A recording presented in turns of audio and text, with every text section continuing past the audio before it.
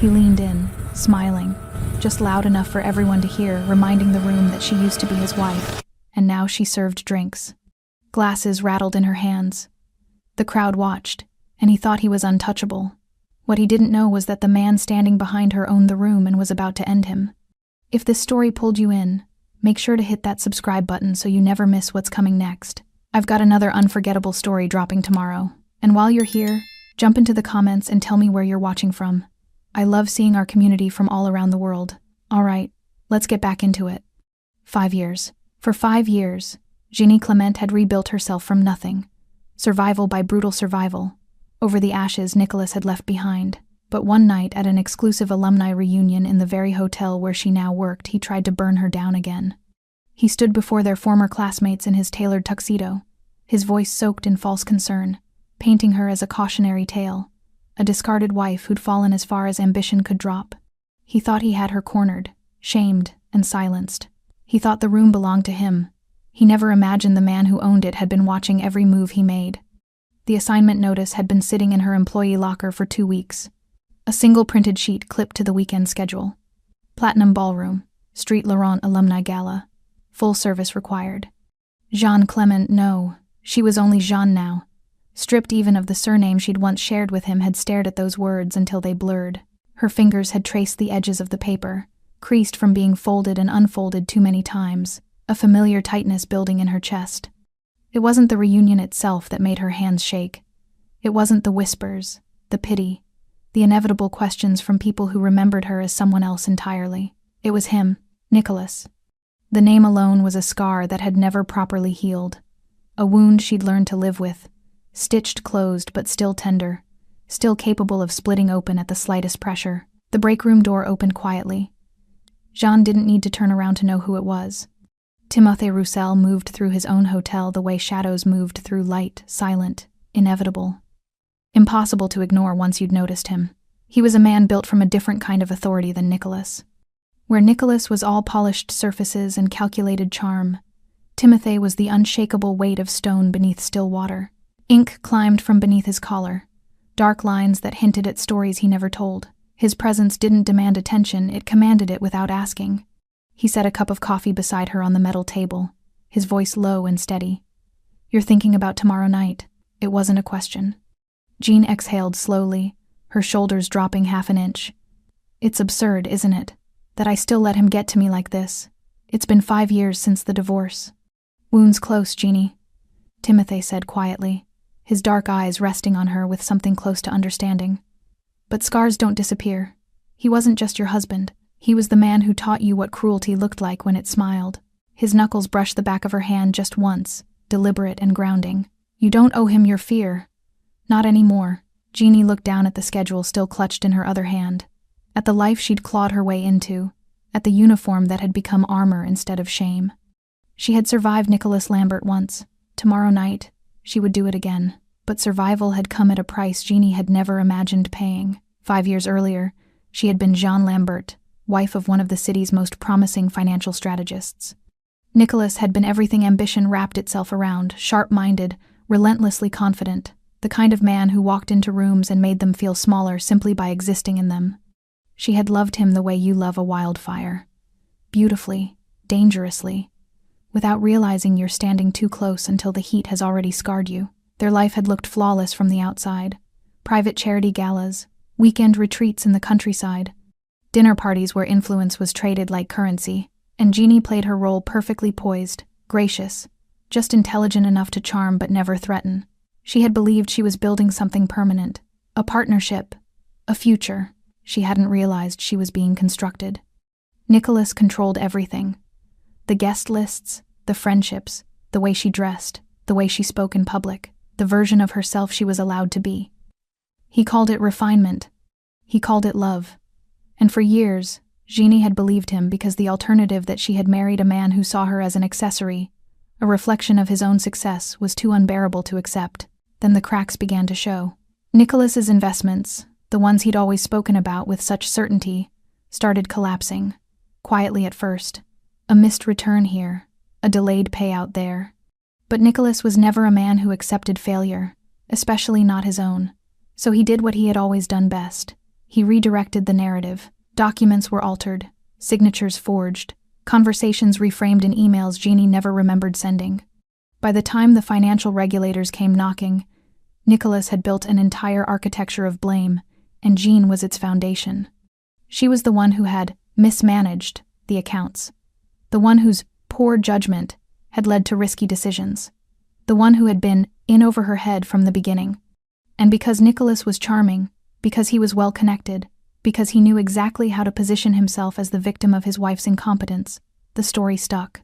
The divorce was swift and surgical. Jeannie's accounts were frozen pending investigation. Her reputation evaporated overnight. Friends stopped returning calls. Invitations stopped arriving. The life she had known simply ended. Nicholas emerged unscathed. Wounded, perhaps, in the public eye, tragic even. The man who had loved too blindly and paid the price but unscathed. Within a year, he was rebuilding. Within 2, he was thriving. Jeanie was left with nothing but debt, suspicion, and a name that opened no doors. She had taken the first job she could find, then the second, then the third. Rent didn't care about dignity. Survival didn't wait for pride to catch up. She moved from administrative temping to retail to finally, mercifully, a position at one of the city's most exclusive hotels. The work was invisible. That was the point. She learned how to carry trays without trembling, how to respond to dismissiveness with silence, how to exist in rooms full of people who would never see her as anything more than part of the furniture. It was not the life she had imagined, but it was hers. And in the quiet, grinding repetition of it, Jeanie had learned something Nicholas never could, that survival, real survival, didn't require applause. It only required waking up and choosing to continue. Now, standing in the break room with Timothy's coffee growing cold beside her, Jeanie folded the assignment notice one last time and slipped it into her pocket. Tomorrow night, she would walk into that ballroom. She would see Nicholas again, and she would endure. Nicholas Lambert had always known how to make an entrance. Tonight was no different. The Street Laurent alumni gala was in full swing by the time he arrived, fashionably late in the way that only the truly confident could afford to be. The platinum ballroom shimmered with golden light from the crystal chandeliers overhead, casting warm halos across marble floors and silk-draped tables. Laughter rolled through the space like champagne bubbles, expensive, effervescent, empty. Nicholas paused just inside the double doors, letting the moment settle around him. He wore his tuxedo the way other men wore armor, perfectly tailored, midnight black with satin lapels that caught the light just so. His dark hair was swept back with deliberate casualness, a few strands falling artfully across his forehead. Even his stubble looked calculated, the kind of grooming that whispered effortless while costing a fortune to maintain.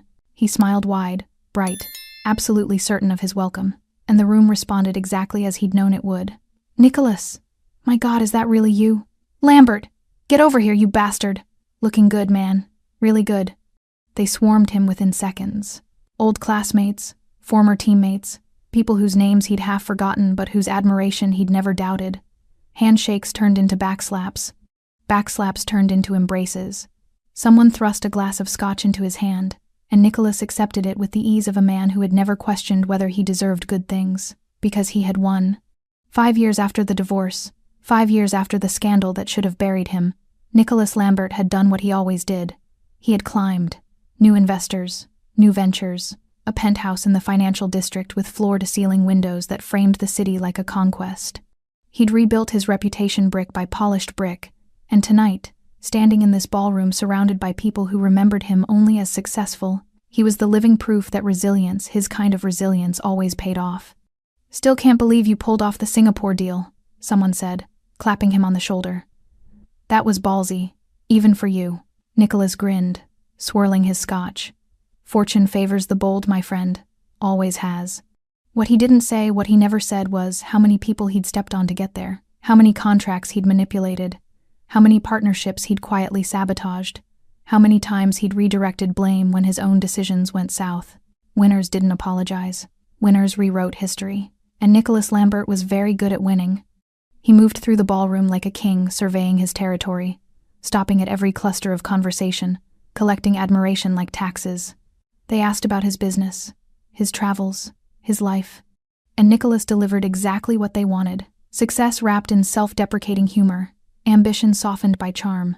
No one mentioned Jean. At least, not directly. But Nicholas could feel the unspoken question hovering in the spaces between compliments, the curiosity, the gossip that had circulated years ago, whispered behind cupped hands and closed doors. Poor Nicholas. Married the wrong woman, nearly ruined him. He'd worked hard to shape that narrative, to position himself as the victim of misplaced trust, the man who'd loved too deeply and learned the hard way. It had worked. People pitied him for surviving her, and that pity had turned into respect. Nicholas took another sip of scotch, savoring the burn, and let his gaze drift across the room. The ballroom was packed now, alumni reconnecting over past hors d'oeuvres and nostalgic lies about how much they'd all changed. The hotel staff moved between them like ghosts, silent, efficient, invisible. That's when he saw her. At first, he thought he'd imagined it. A trick of the light, maybe, or too much scotch on an empty stomach. But no.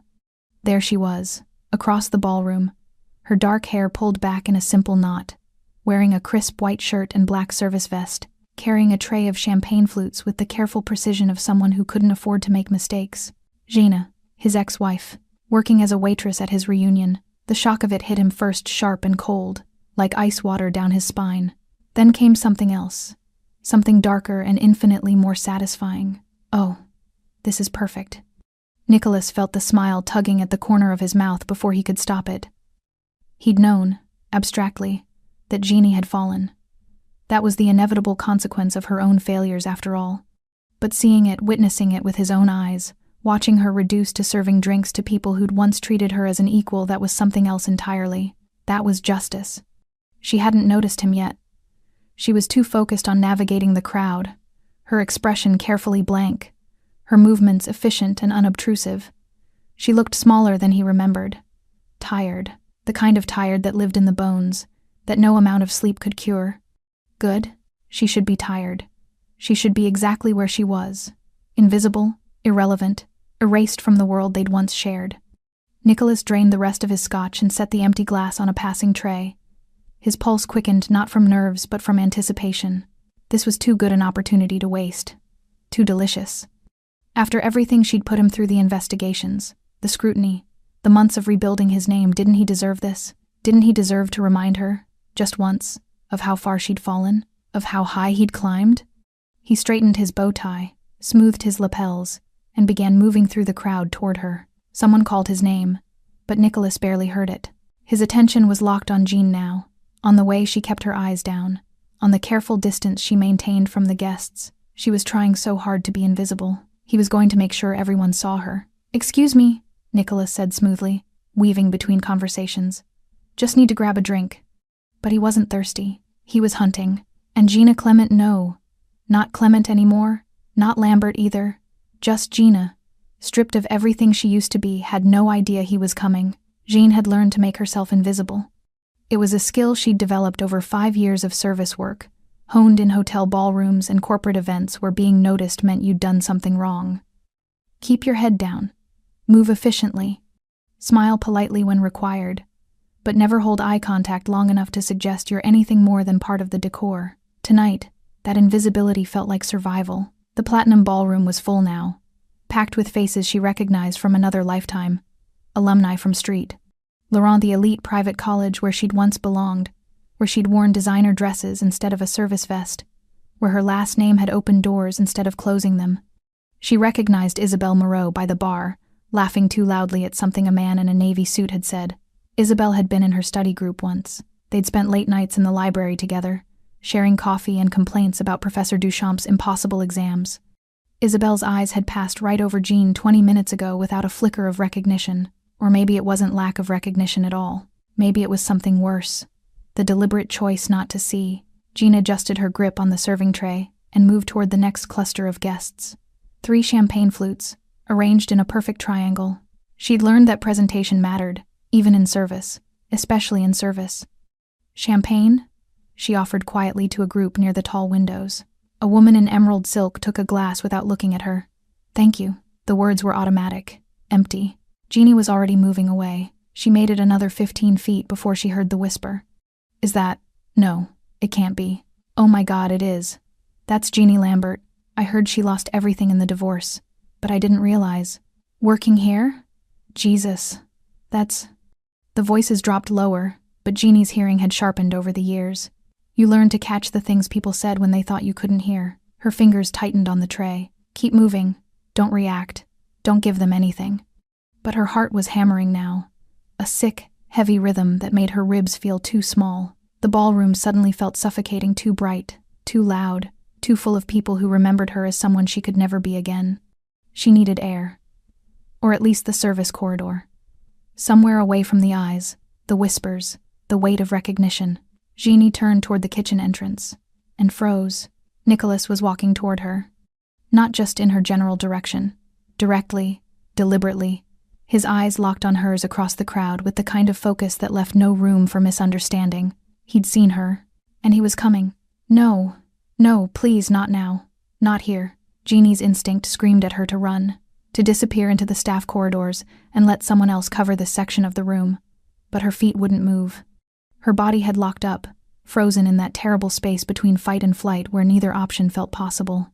Nicholas closed the distance in seconds, his smile easy and confident, designed to look friendly to anyone watching. But Jean knew that smile. She'd seen it 1,000 times before, right before he said something that would cut her down while sounding like concern.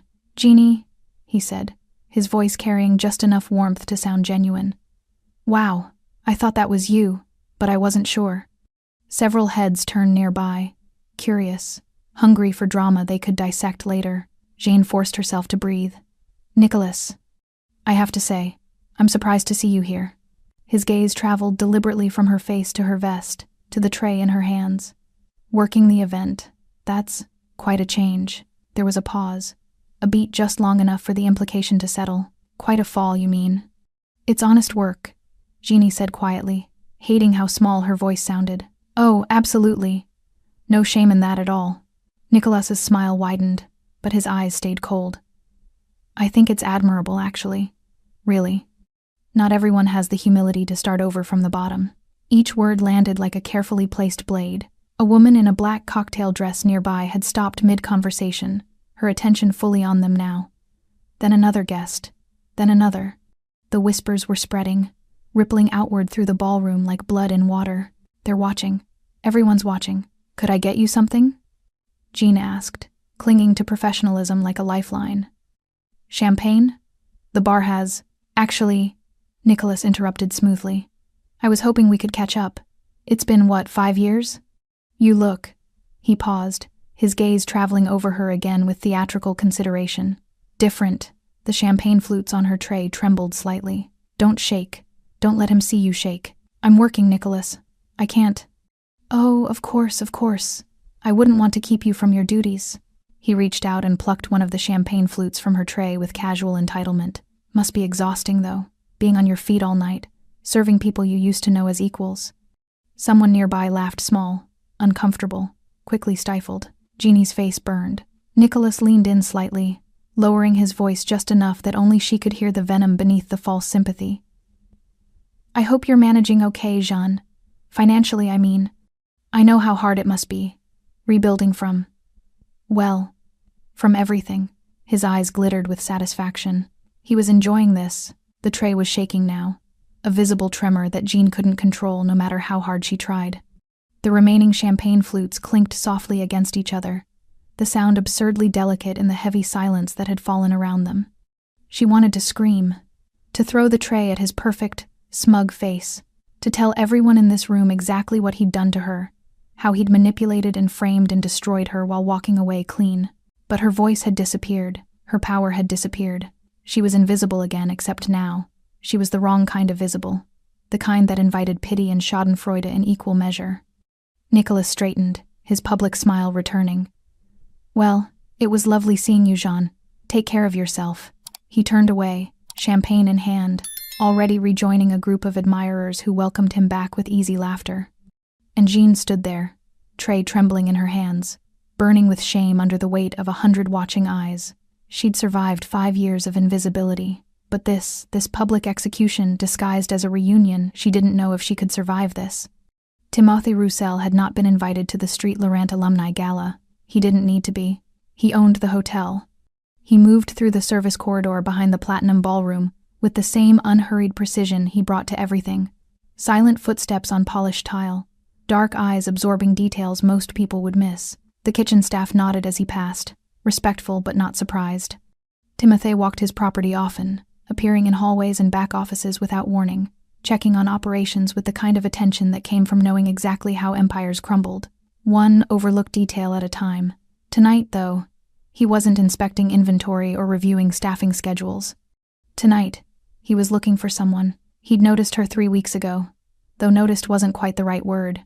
You noticed weather, you noticed traffic. What had happened 3 weeks ago was something else entirely. Timothy had been leaving through the service entrance near the loading docks late, past midnight. After a meeting that had required his particular kind of persuasion, he'd been distracted, his mind still running calculations on debts owed and lessons that needed teaching, when he'd heard the voice. Quiet, firm, unafraid. Hey, leave him alone. Timothy had stopped, one hand on the door, and looked back. A woman in a hotel uniform stood between 2 of his kitchen staff and 3 men who had clearly been drinking somewhere less reputable than his bar. The men were bigger, louder, aggressive in that stupid way alcohol made people aggressive. They'd been harassing the younger staff members, cornering them near the dumpsters, making threats that were probably empty but dangerous nonetheless. The woman, Jeanie, he'd learned later, had stepped directly into the confrontation without hesitation. No backup, no weapon, just her voice and a conviction that seemed to come from somewhere deeper than common sense. "This is private property," she'd said, her tone steady despite the tremor in her hands.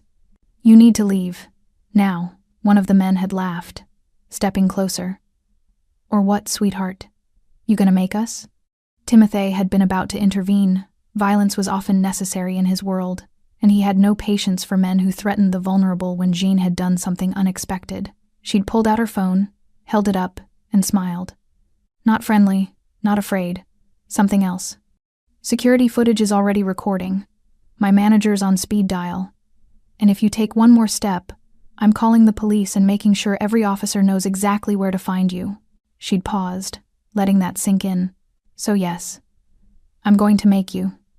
Question is whether you leave embarrassed or in handcuffs." The men had left.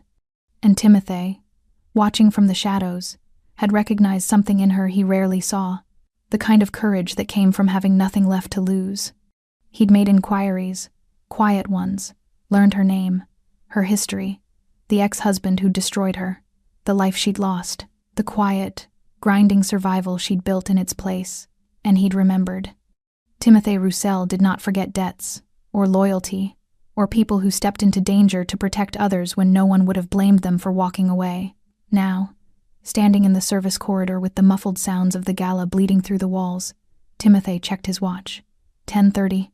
The event was in full swing, which meant Jeanie would be in the ballroom, navigating the kind of crowd that would never see her as anything but help. He'd planned to check in briefly, make sure she was managing, then retreat to his office. Timothy preferred to remain invisible at events like this. His presence tended to change the temperature of a room, and not always in ways that were good for business. But something felt wrong tonight. A tension in the air, perhaps, or instinct honed by years of reading rooms where violence simmered just beneath polite surfaces. Timothy pushed through the staff entrance into the ballroom and stopped just inside, partially concealed by one of the tall marble columns that lined the space. The scene unfolded before him like a play he'd seen too many times before. Power wielded casually, cruelty disguised as charm, someone being dismantled in public while everyone watched. And there, at the center of it, was Jeanie. She stood frozen near the windows, her serving tray trembling visibly in her hands, champagne flutes clinking against each other in a rhythm that matched her breathing fast, shallow, barely controlled. Her face was pale, her eyes wide with the kind of trapped panic that came from being seen in the worst possible way. And in front of her, wearing a tuxedo that probably cost more than Jeanie made in 6 months, stood a man Timothy didn't recognize but understood immediately, the ex-husband. Timothy's jaw tightened. The man was speaking too quietly for Timothy to hear from this distance, but the body language told him everything. The casual lean, the performative concern, the way his smile never reached his eyes. He was enjoying this, savoring Jeannie's humiliation the way some men savored expensive wine, and the crowd was letting it happen, watching, whispering, feeding on the spectacle. Timothy's hands curled into fists at his sides. He'd spent most of his adult life in a world where violence was currency, where respect was earned through fear and power was maintained through ruthless consistency. He'd done things that would horrify most of the people in this ballroom, made decisions that kept him awake some nights, even when his conscience had long since learned to sleep. But he had rules. You didn't hurt people who couldn't fight back. You didn't mistake cruelty for strength. And you never humiliated someone just because you could. The ex-husband straightened now, taking a champagne flute from Gina's tray with exaggerated courtesy, already turning back toward his admirers. Dismissed her like she was nothing, like she'd always been nothing. Timothy watched Jeanie standing there, tray shaking, shame burning across her face while 100 people pretended not to stare, and something cold and absolute settled in his chest. 3 weeks ago, this woman had stepped between danger and people she barely knew. She'd put herself at risk without hesitation, without expecting anything in return, simply because it was the right thing to do. Timothy Roussel paid his debts, always. He straightened his cuffs, black shirt, no tie, the kind of deliberate casualness that announced he didn't need formal wear to command a room, and began moving through the crowd, not quickly, not dramatically, just deliberately. Conversation quieted in his wake. Not because people recognized him, most didn't, but because some part of the human brain recognized predators even when they moved like prey. Timothy's eyes never left the ex-husband's back. The man was laughing now, champagne raised, completely unaware that the room had just shifted beneath his feet, completely unaware that he'd just made a very serious mistake. Jeanie couldn't move. She stood in the center of the platinum ballroom with a tray of champagne that felt like it weighed 1,000 pounds, and she couldn't move. Her legs had locked. Her breathing had gone shallow. The faces around her blurred into an indistinct mass of judgment and pity and barely concealed satisfaction. This is what she's become.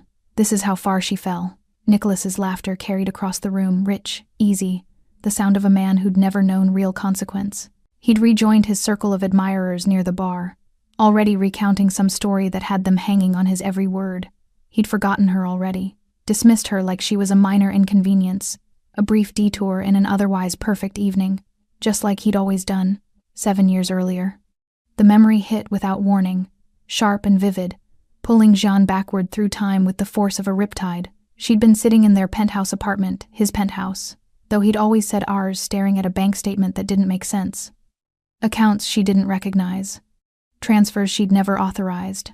Her name signed to documents she'd never seen. Nicholas? She'd found him in his office, surrounded by monitors displaying stock tickers and financial data she'd never fully understood. Can you explain these transactions? There's money moving through accounts under my name, and I don't. It's nothing, Jean. He hadn't looked up from his screens. Just restructuring some assets. Tax optimization. You don't need to worry about it, but my signature is on. I said don't worry about it. His voice had sharpened just enough to make her flinch, then softer, the tone he used when he wanted to seem reasonable. You trust me, don't you? I'm protecting us, protecting our future. She'd wanted to trust him. God. She'd wanted so badly to believe that the man she'd married was acting in their best interest, that her instincts were wrong, that she was being paranoid, so she'd nodded, apologized for questioning him, gone back to being the perfect wife. And Nicholas had smiled. 3 months later, the regulatory investigators had shown up at their door at 7 in the morning. Jeanie had answered in her robe, coffee still brewing in the kitchen, completely unprepared for the way her life was about to detonate. Jean Lambert. We have some questions regarding financial irregularities in several investment accounts registered under your name. She'd looked to Nicholas, confused, waiting for him to explain, to fix this obvious misunderstanding.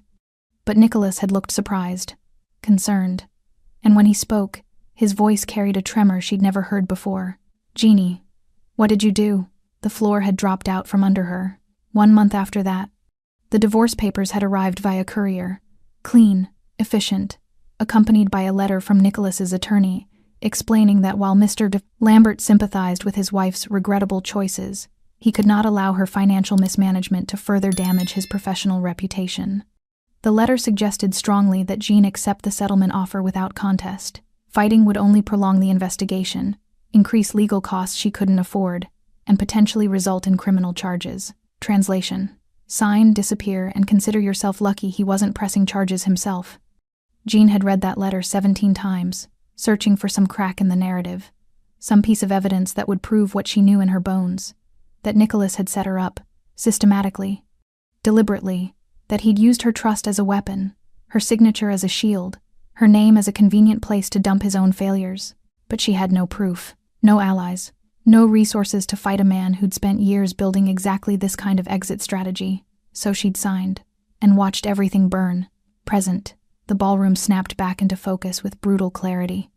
Jean was still standing there, tray trembling, the weight of 5 years pressing down on her shoulders like collapsed architecture. She could feel the eyes on her, some curious, some pitying, some gleefully entertained by the spectacle of her humiliation.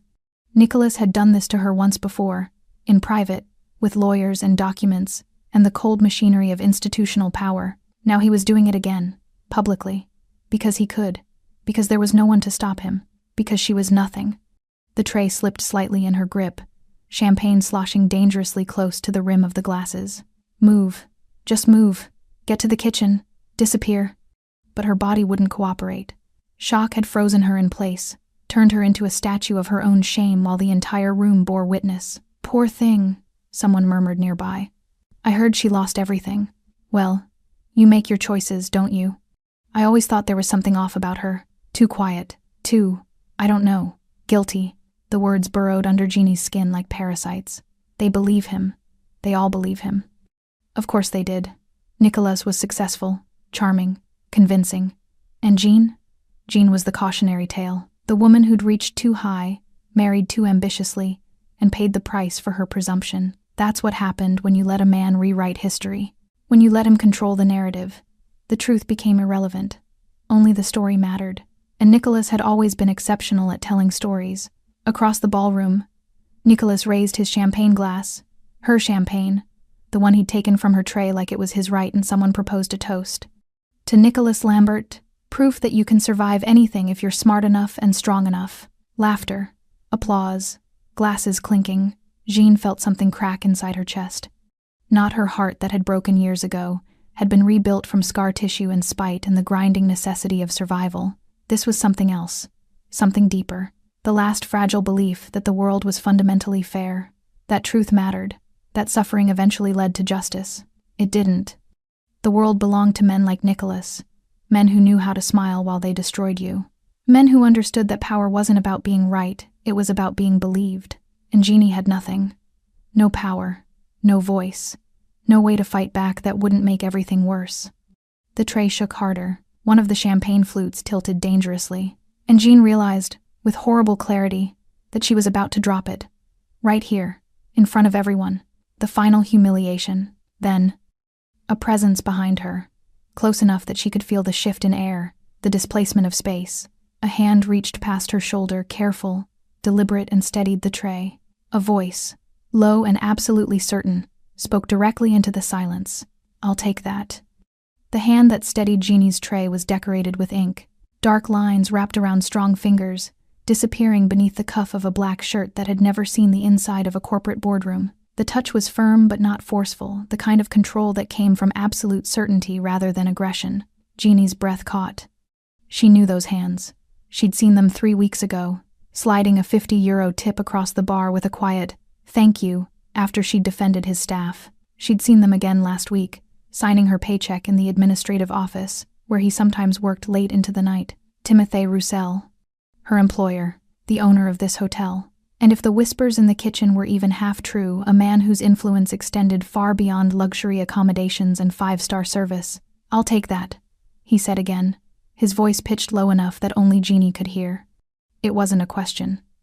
It was a statement of fact, delivered with the kind of quiet authority that made questioning it feel impossible. Jeannie's fingers loosened on the tray automatically, muscle memory responding to a command her brain was still processing. Timothée lifted it from her hands with practiced ease, as though he'd spent years carrying trays instead of running an empire built on things polite society didn't discuss in ballrooms. For a moment, they stood there, Jean frozen. Timothée directly behind her, close enough that she could smell the faint scent of expensive cologne and something else. Something darker. Smoke, maybe. Or danger. "Go to the kitchen," he said quietly. "Take 10 minutes. Breathe." "I can't, I have to." Jean. Her name in his mouth sounded different than it did in Nicholas's. Not possessive, not dismissive, just present, real. "Go." She went. Her legs moved on autopilot, carrying her through the crowd that had been watching her humiliation with such rapt attention. But now their eyes had shifted. Now they were looking at the man who'd appeared behind her like a shadow gaining substance. The man who currently held her serving tray with the same ease most people held their car keys. Jeanie didn't look back. She pushed through the service door and into the corridor beyond, where the sounds of the gala became muffled and distant. Her hands were shaking worse now, adrenaline flooding her system in delayed reaction. She pressed her palms against the cool tile wall and forced herself to breathe. In, out, behind her, through the small window in the service door, she could see Timothy still standing exactly where she'd left him, holding her tray, looking directly at Nicholas. The ballroom had gone very, very quiet. It happened in stages, conversation dying in ripples, spreading outward from the point where Timothy stood like blood seeping through silk. The alumni who'd been so eager to watch Gina's humiliation now found themselves transfixed by something else entirely. By someone else. Timothy Roussel didn't look like he belonged at a college reunion. He looked like he belonged in darker places. Places where business was conducted without contracts and disagreements were settled without lawyers. His black shirt was open at the collar, revealing more of the intricate tattoos that climbed his neck. No bow tie, no tuxedo jacket, just expensive fabric tailored to fit a body that had clearly seen violence and survived. He stood perfectly still, holding a serving tray, his dark eyes fixed on Nicholas Lambert, with the kind of attention predators gave prey right before they struck. Nicholas, to his credit, recovered quickly. He turned, champagne glass still in hand, and offered the easy smile of a man who'd never met a social situation he couldn't charm his way through. "I'm sorry. Do I know you?" Timothy didn't smile back. "No," he said simply. "You don't." The word landed in the silence like a stone in still water. Nicholas' smile wavered slightly. Around them, guests had stopped even pretending to have other conversations. This was better than the reunion itself, drama unfolding in real time, tension thick enough to taste. "Well," Nicholas continued, his tone still friendly but with an edge creeping in. "I appreciate you helping out the staff, but I think we had everything under control. Did you?" It wasn't a question.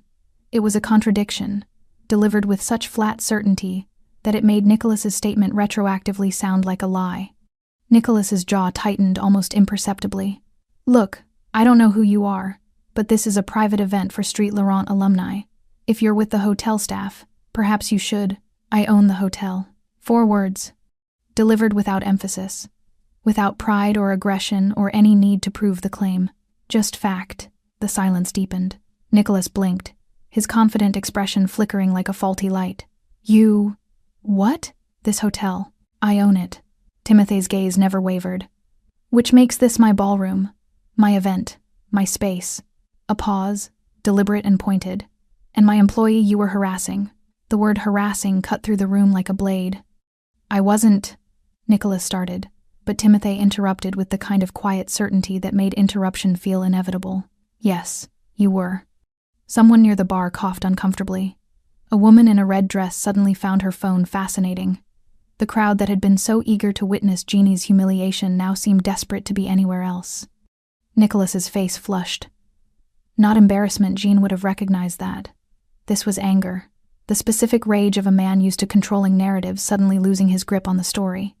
"With all due respect," Nicholas said, his voice hardening, "my conversation with my ex-wife is none of your concern."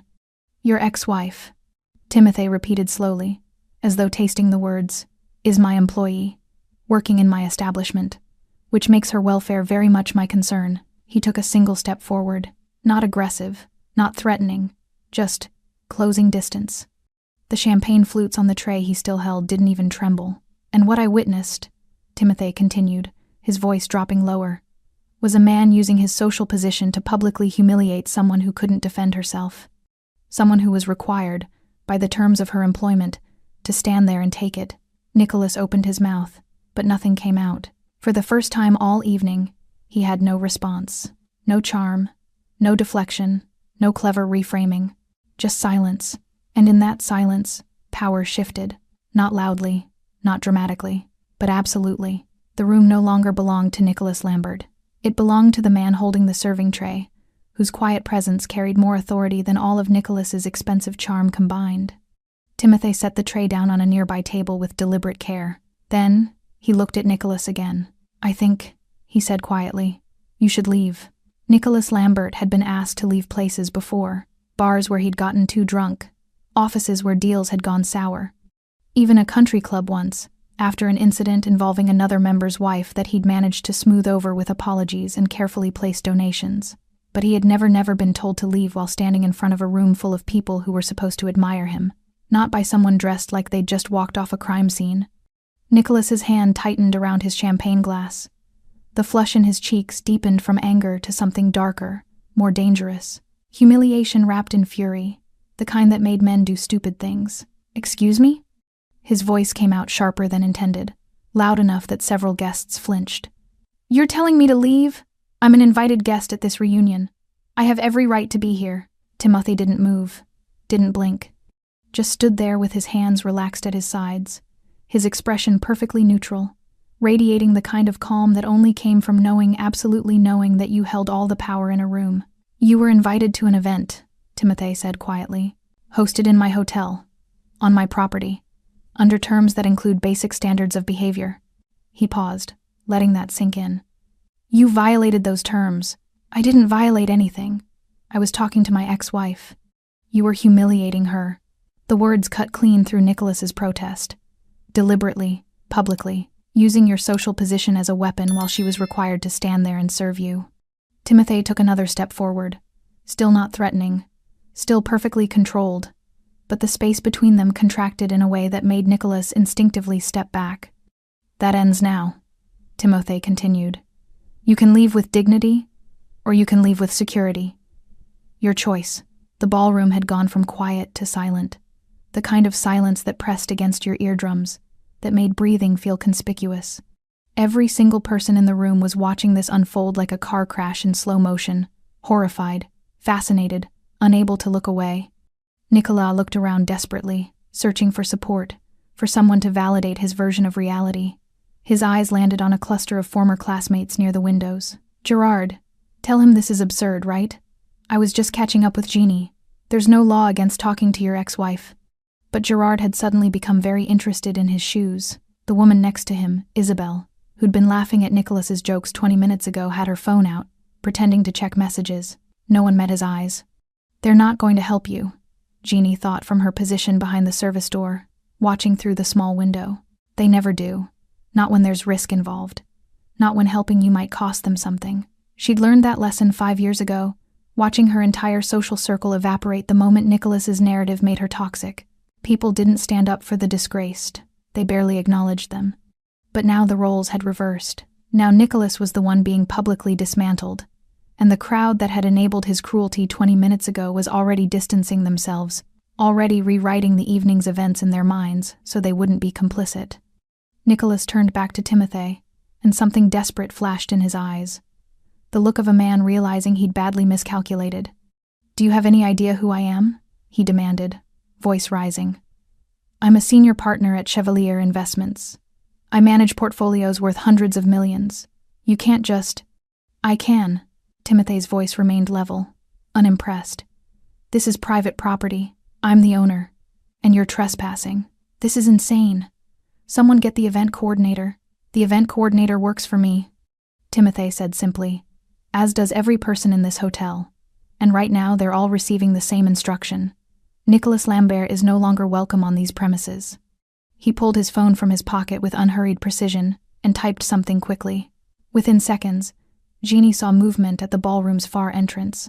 2 security guards, broad-shouldered, professional, wearing the hotel's signature black uniforms, positioned themselves just inside the doors. Not moving forward, not making a scene, just present, a reminder that Timothy's words carried weight beyond social courtesy. Nicholas saw them too. His face went from flushed to pale, anger draining into something closer to panic. "You're making a mistake," he said, but the confidence had leaked out of his voice. "You don't know who you're dealing with. I have connections. Lawyers. I could make things very difficult for Mr. Lambert." Timothy's voice dropped even lower, barely above a whisper, but somehow it carried through the entire ballroom with perfect clarity. "I know exactly who I'm dealing with. A man who destroys people weaker than himself and calls it ambition. A man who frames his ex-wife for his own financial crimes and walks away clean." He paused, his dark eyes boring into Nicholas with surgical precision. "A man who mistakes cruelty for power because he's never encountered the real thing." The air left Nicholas's lungs. "He knows," The realization hit Jeanie like a physical blow. Timothy knows what Nicholas did. I've seen your type before, Timothy continued, his voice carrying the weight of absolute certainty. Men who think money makes them untouchable, who believe the right suit and the right smile can erase any sin. His expression didn't change, but something cold and final entered his eyes. You're wrong. Nicholas opened his mouth, closed it, opened it again. No words came. For the first time in perhaps his entire adult life, Nicholas Lambert had nothing to say. No deflection, no charm, no clever reframing that would let him regain control of the narrative. He'd been stripped of his primary weapon, his voice, and left standing in front of 100 witnesses with absolutely no power left to wield. Timothy gestured subtly toward the exit. The security guard straightened, ready. Leave, Timothy said quietly. Now. It wasn't a request. It was a fact being delivered in advance. Nicholas would leave. The only question was how much dignity he'd have left when he did. He looked around one last time at the former classmates who wouldn't meet his eyes, at the ballroom where he'd been the star of the evening 30 minutes ago, at the ruins of his perfect reunion. Then he set his champagne glass down on the nearest table with a hand that shook just slightly, and walked toward the exit. The crowd parted for him like water around stone, silent, watching, already forgetting him. The security guards followed at a respectful distance, not touching him, not forcing him, just escorting, making sure he actually left. The doors closed behind Nicholas Lambert with a soft final click, and he was gone. The ballroom exhaled. It happened slowly, like air returning to lungs that had forgotten how to breathe. Conversation resumed in careful whispers. Glasses clinked. Someone laughed nervously, then stopped abruptly. Uncertain whether laughter was appropriate yet, Timothy stood exactly where Nicholas had left him, hands relaxed at his sides, expression unchanged. He didn't acknowledge the stares, didn't perform for the audience that was still watching him with the kind of wary fascination usually reserved for wild animals that had wandered into civilization. He simply turned and walked toward the exit Nicholas had just been escorted through, not hurrying, not hiding, just leaving. Behind the service door, Jean's heart hammered against her ribs. She'd watched the entire confrontation through the small window, unable to look away, barely able to process what she'd just witnessed. Nicholas, the man who'd destroyed her life, who'd walked away from their marriage untouched and triumphant, had just been publicly dismantled by a man who spoke in whispers and moved like shadows. And now that man was walking toward the exit, toward Nicholas. Jeannie's body moved before her mind caught up. She pushed through the service door and into the corridor that ran parallel to the ballroom, the staff-only passage that connected to the main lobby. Her shoes made soft sounds against polished tile as she hurried forward, following the route she knew Timothy would take. She found them near the lobby's side entrance. Nicholas stood rigid near the glass doors, flanked by the 2 security guards who maintained a professional distance close enough to intervene, far enough to avoid outright confrontation. His tuxedo looked rumpled now, his perfect hair slightly disheveled from running his hands through it. The confidence he'd worn like armor had cracked, revealing something smaller underneath. Timothy approached without urgency, his footsteps barely audible on the marble floor. Nicholas turned at the sound, his face twisting with an emotion Jeanie couldn't quite name. Rage, maybe, or fear pretending to be rage. "Are you satisfied?"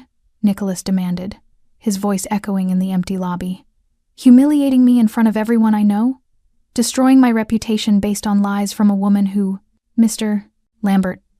Timothy's voice cut through the outburst like a knife through silk. Quiet. Precise. Absolute.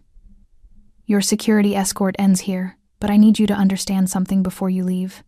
He moved closer, and the security guards stepped back slightly, giving them space but remaining vigilant. Jeanie pressed herself against the wall near the corridor entrance, close enough to hear, far enough to remain unseen. "I don't make threats," Timothy said, his voice pitched low enough that Jeanie had to strain to catch the words. "I don't posture. I don't waste time on intimidation. So what I'm about to tell you isn't a warning. It's simply information you should have." Nicholas's jaw clenched. "I don't know what Jean told you, but..." "She told me nothing." The words landed with finality. "I don't need her testimony to know what you are. I've seen men like you my entire life. Men who build success on other people's destruction, who frame the innocent and walk away clean because they understand how to manipulate systems designed to protect them." Timothy's expression remained perfectly neutral, but something in his eyes had gone cold. Not angry. Worse than angry. Clinical. "You want to know what separates you from me, Mr. Lambert?" He didn't wait for an answer. I own what I am. The things I've done, the power I wield, the fear I generate. I don't hide behind legitimacy or charm. I don't pretend my hands are clean. He took another step forward. Nicholas tried to hold his ground but failed, backing up until his shoulders hit the glass door. But you, Timothy continued, you commit the same cruelties and call them business decisions. You destroy lives and frame it as self-preservation. You're violence in a suit, and you've convinced yourself that makes you civilized. I don't have to listen to this. Yes, Timothy said quietly. You do. The security guards shifted slightly, a subtle reminder of their presence. Nicholas's face had gone pale now, the flush of anger replaced by something closer to genuine fear. Your investments with Chevalier, Timothy said, his tone conversational now, almost casual. The Singapore deal you've been so proud of, the venture capital fund you're launching next quarter. They all depend on relationships, trust, perception. He paused, letting Nicholas process the implications. Those things are more fragile than you realize. One conversation with the right person, one audit that asks the right questions, one journalist who decides your success story deserves closer examination. Timothy's gaze never wavered. Your empire isn't as stable as you think it is. Are you threatening me? Nicholas's voice cracked slightly. No. Timothy's response was immediate, certain. I'm educating you. There's a difference. He reached into his jacket pocket and produced a business card, plain, cream-colored, with only a phone number printed on it. No name, no title, just digits. He held it out to Nicholas, who took it automatically, his hands trembling slightly. That's a private investigator, Timothy said. Someone who specializes in financial crimes. Someone very, very good at finding irregularities in investment portfolios. Especially irregularities that involve fraudulent signatures and misattributed liability. Nicholas's face went from pale to gray. I haven't hired him, Timothy continued. Yet. Whether I do, depends entirely on your choices from this moment forward. What do you want? The question came out barely above a whisper. I want you to understand that the woman you humiliated tonight, the woman you framed, bankrupted, and erased, is not as alone as you thought she was. Timothy's voice dropped even lower. I want you to understand that there are people who remember loyalty, who pay debts, who don't forget when someone protects the vulnerable. He stepped back, creating distance again. And I want you to understand that if I ever hear you've contacted Jeanie Clement again, if you approach her, speak about her, even think about her in a way that affects her life, this conversation will be the kindest interaction you and I ever have. The lobby was silent, except for the distant sound of the gala continuing in the ballroom. Nicholas stared at the business card in his hand like it was a grenade with the pin pulled. There's no law against talking to my ex-wife, he said, but the defiance had drained from his voice, leaving only hollow repetition. You're right, Timothy agreed. There's no law. But laws aren't the only thing that governs behavior, Mr. Lambert. Sometimes it's simply understanding who has power and who doesn't. He gestured toward the door. Leave now. Drive carefully. Go home and consider whether your pride is worth what it might cost you. Nicholas looked like he wanted to say something to salvage some scrap of dignity, to issue his own threats, to reassert control over a situation that had thoroughly escaped him. But he didn't. He just turned, pushed through the glass doors, and walked into the night. The security guards waited until he'd crossed the parking circle and disappeared into the darkness before nodding to Timothy and returning to their posts. Timothy stood alone in the lobby for a long moment, his expression unreadable. Then, without turning around, he spoke. You can come out now, Jeanie. Jeanie's breath caught. She stepped out from the corridor, her uniform feeling suddenly too tight, her hands still trembling from adrenaline and shock and something else she couldn't name. Timothy turned to face her, his dark eyes finding hers across the marble expanse. I told you to take 10 minutes, he said quietly. That was barely 5. Jeanie opened her mouth to apologize, to explain, to thank him. She didn't even know where to start. But Timothy raised a hand, stopping her. Don't, he said simply. You don't owe me gratitude. I did what should have been done 5 years ago. He walked toward her slowly, stopping a respectful distance away. The question is, he continued, his voice gentle now, what do you want to do? Jeanie blinked. I don't understand. The ballroom is still full of people who watched him humiliate you, people who remember you as his victim. Timothy's gaze held hers steadily. You can go home right now, end your shift, let someone else finish the evening. Or, he paused. You can go back in there. Jean stared at Timothy like he'd just suggested she walk back into a burning building. Go back? Her voice came out strangled. After what just happened? Yes. The single word carried no judgment, no pressure, just possibility. Jeanie shook her head, wrapping her arms around herself. I can't. They all saw. Everyone watched him tear me apart. They watched me stand there like a victim, like someone who couldn't even defend herself. They watched you survive, Timothy corrected quietly. There's a difference. That's not how they'll remember it. Then change the memory. Jeanie's eyes snapped to his. What? Timothy moved closer, his voice dropping to that low, steady tone that somehow made impossible things sound reasonable. Right now, those people think they know your story. They think they watched the final act the disgraced wife brought low, the powerful ex-husband victorious, the dramatic reversal when someone unexpected intervened. He paused. But they're wrong. That wasn't the final act. You are. The words hit Jeanie like a physical impact. Timothy's expression remained calm, but intensity burned behind his eyes. I can remove people who hurt you. I can threaten consequences. I can protect you from future harm, but I can't give you back what he took from you 5 years ago. He let that settle before continuing. Only you can do that. By walking back into that room. By standing in front of people who think they know what happened, and telling them the truth. Jeanie's throat tightened. They won't believe me.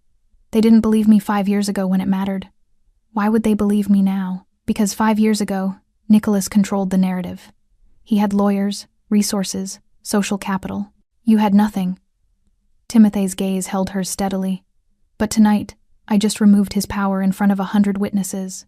I just proved that he's not untouchable, that his version of events isn't the only one that matters. He gestured back toward the ballroom. Right now, those people are confused, uncertain. The story they thought they knew just got complicated, which means they're actually capable of listening, maybe for the first time. Jean felt tears burning behind her eyes. I don't know if I can. You can, Timothy said simply. I've seen you face down drunk men threatening my staff. I've watched you work double shifts without complaint. I've seen you survive 5 years of a life you never deserved. His voice softened. You're stronger than you think, Jean Clement. You always have been. The tears spilled over. Jean pressed her palms against her eyes, trying to contain the flood of emotion that had been building all evening, all 5 years, really. Shame and rage and grief and something else. Something that felt dangerously close to hope. What if I can't find the words? She whispered. You will. What if they don't care? Some won't. Timothy's honesty was brutal but somehow comforting. But some will. And you'll know who's worth knowing going forward. Jean lowered her hands, looking at him through blurred vision. This man who barely knew her, who owed her nothing, who'd just defended her anyway because it was right. Why are you doing this?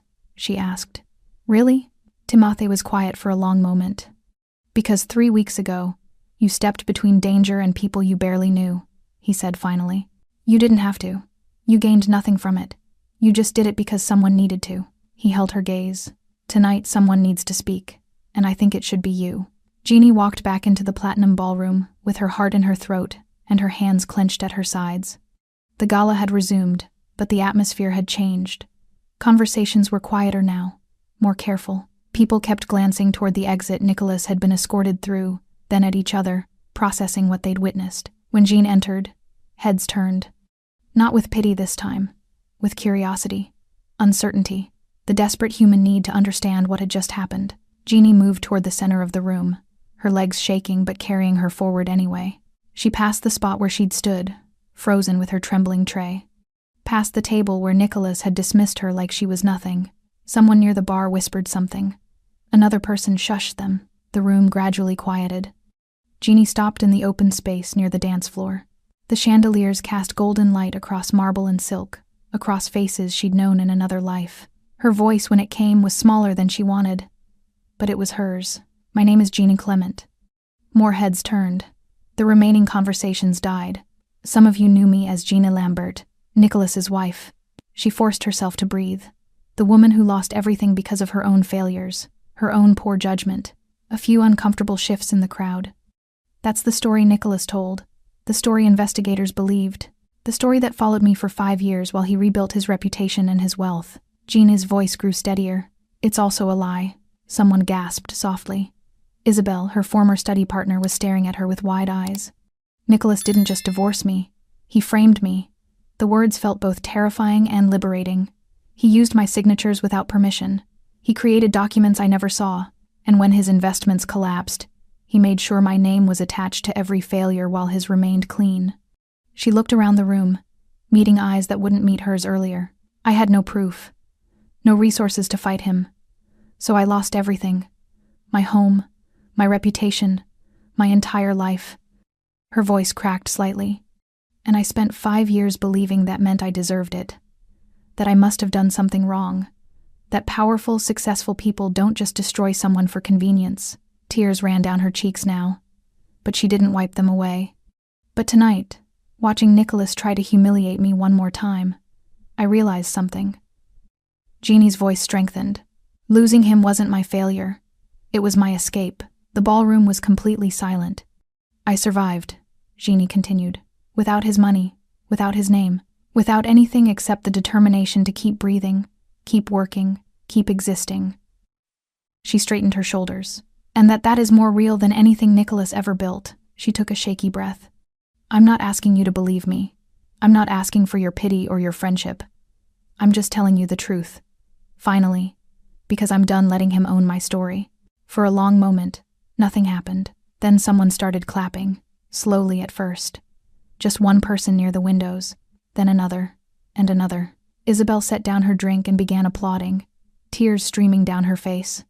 The applause spread through the ballroom like a wave, not everyone, but enough to matter. Jeanie stood there, crying openly now, as the room she'd been afraid to enter gave her something she hadn't expected. Not redemption, but acknowledgement, the truth, finally heard.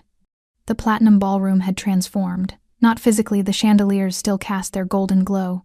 The marble floors still gleamed, the silk drapes still framed floor-to-ceiling windows. But the atmosphere had shifted in a way Jeanne could feel in her bones.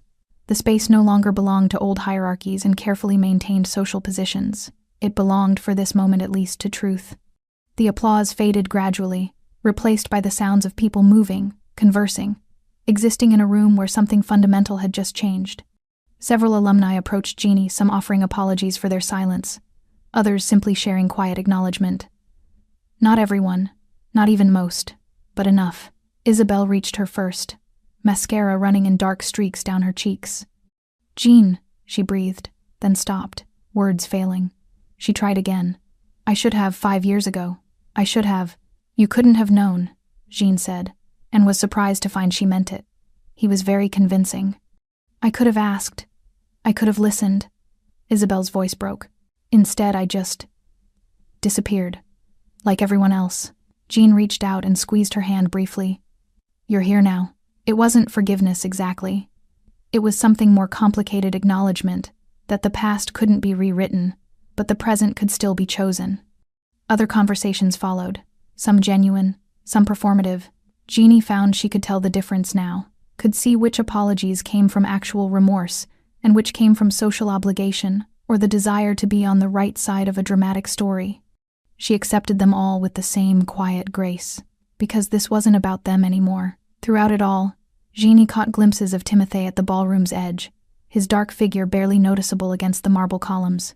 He wasn't watching her, or if he was subtle about it. Just present. A reminder that she hadn't been alone, even when she'd felt most isolated. Eventually, the crowd's attention shifted naturally back to the reunion itself. The drama had peaked and passed, and people were already beginning the process of incorporating tonight's events into their personal narratives, deciding how they'd tell the story later. Jeanne slipped away quietly. She found Timothy in the hotel's private office on the second floor, a space she'd only glimpsed in passing, all dark wood and leather and the faint scent of expensive whiskey. He was standing by the window, silhouetted against the city lights, looking out at the streets below. He turned when she entered, his expression unreadable. "You didn't have to come find me," he said. "I know." Jeanne closed the door behind her. "But I needed to say thank you. Properly, not in front of an audience." Timothy shook his head slightly. "I told you. You don't want gratitude, I remember." Jeannie moved closer. "But I'm giving it anyway, because what you did tonight." Her voice caught. "No one has stood up for me like that in 5 years. No one has treated what happened to me as if it mattered." "It did matter," Timothy's response was immediate. It does matter. They stood in silence for a moment, the city humming beyond the window. What happens now? Jeanie asked quietly. With Nicholas? Nothing, if he's smart. Timothy's tone was neutral. Everything, if he's not.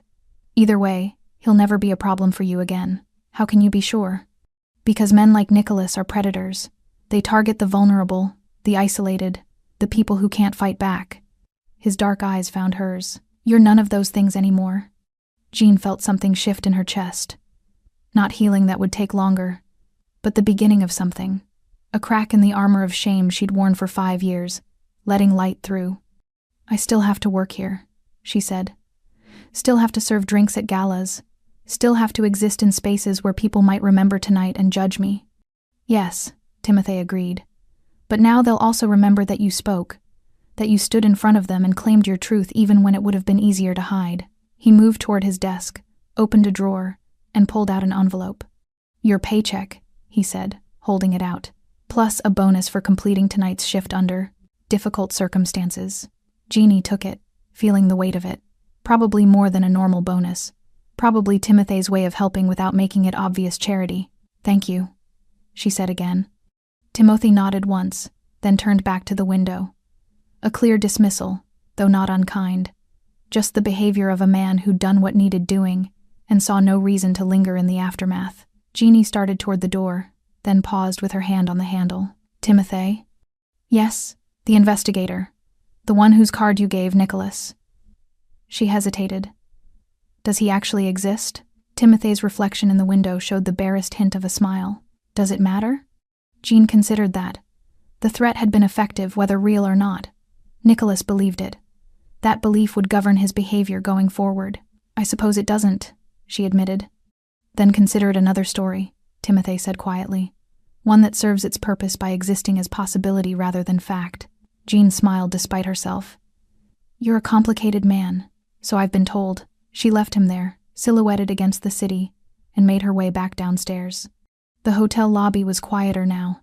The gala would continue for another hour, but Jeannie's shift had effectively ended the moment she'd walked back into that ballroom and spoken.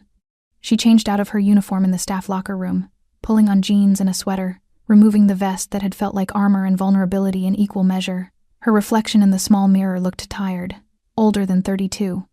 But something in her eyes had changed. She looked solid, present, real. Jean packed her uniform carefully, closed her locker, and walked through the hotel's side exit into the night. The air was cool, late autumn, promising winter. The city sprawled around her, lights and traffic, and the constant hum of life continuing regardless of individual dramas. Jean stood on the sidewalk for a long moment, envelope in her pocket, car keys in her hand. 5 years ago, Nicholas had taken everything from her home, her reputation, her sense of self. But standing here now, after speaking her truth in a room full of witnesses, after being defended by someone who barely knew her but recognized her worth anyway, Jean realized something crucial. Nicholas hadn't destroyed her. He'd stripped away everything false, everything built on his approval and his narrative, and what remained, the part that had survived poverty and shame and 5 years of grinding survival, that part was entirely, absolutely hers. That part couldn't be taken. She started walking toward her car, her steps steady. Tomorrow she'd wake up in her small apartment. She'd still have bills to pay and shifts to work. She'd still be building a life from fragments, still figuring out who she was beyond Nicholas's shadow. But tonight, she'd spoken. Tonight, she'd stood in front of her past and refused to let it define her future. Jean Clement walked away from the hotel, from the reunion, from Nicholas, from the woman she'd been when the evening started, and felt something she hadn't felt in 5 years. Not happiness exactly, not peace, but possibility. The future, open and uncertain and entirely her own. She got in her car, started the engine, and drove home, whole.